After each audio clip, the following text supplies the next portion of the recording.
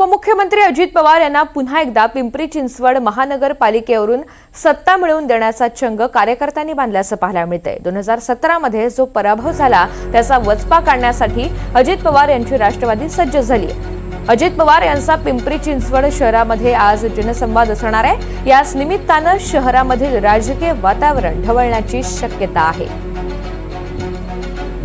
प्रतिनिधी सूरज कसबे आपल्या सोबत आहेत। सूरज, आज जनसंवाद या मेळाव्याचं आयोजन करण्यात आलेलं आहे, नेमका अजेंडा कसा असेल, एकंदरीत तयारी काय?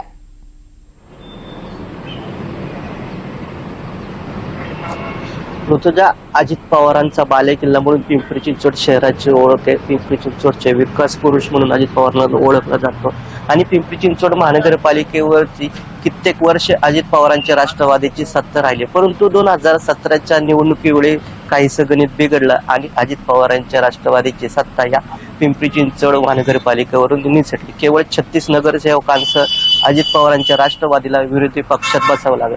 मात्र ही कणकण अजित पवारांच्या राष्ट्रवादीचे पदाधिकारी आणि अधिकाऱ्यांना जाणवते। त्यामुळेच आज अजित पवार पिंपरी चिंचवड शहरातील पिंपरी विधानसभा मतदारसंघामध्ये जनसंवाद सभा घेतात। सकाळी 9 वाजल्यापासून ते रात्री 9 वाजेपर्यंत अजित पवार हे पिंपरी चिंचवड शहरामध्ये ठाण मांडून असणार आहेत। सकाळी 9च्या दरम्यान ते पिंपरी चिंचवड शहरातील रागा पॅलेस या ठिकाणी जनसंवाद सभा घेतात। याच ठिकाणी पिंपरी चिंचवडकर नागरिक अजित पवारांपुढे आपल्या तक्रारीचा पाडा वाटणार आहेत आणि अजित पवार पिंपरी चिंचवड महानगरपालिकेचे अधिकारी, MIDCचे अधिकारी, PMRDचे अधिकारी, त्याचबरोबर पोलीस प्रशासनातील अधिकारी, महावितरणाचे अधिकारी या सर्वांना समवेत घेत या नागरिकांच्या तक्रारीचं निवारण करणार। त्यानंतर ही जनसंवाद सभा संपल्यानंतर अजित पवारांचे नगरसेवक ज्या ज्या प्रभागातून निवडून आले त्या सर्व प्रभागांमध्ये या पदाधिकाऱ्यांसोबत अजित पवार बैठक घेणार आहेत। ज्या 36 नगरसेवक त्यांच्या प्रभागामध्ये ही बैठक होणार, त्या ठिकाणचे जे बूथ प्रमुख असतील, महत्वाचे पदाधिकारी असतील,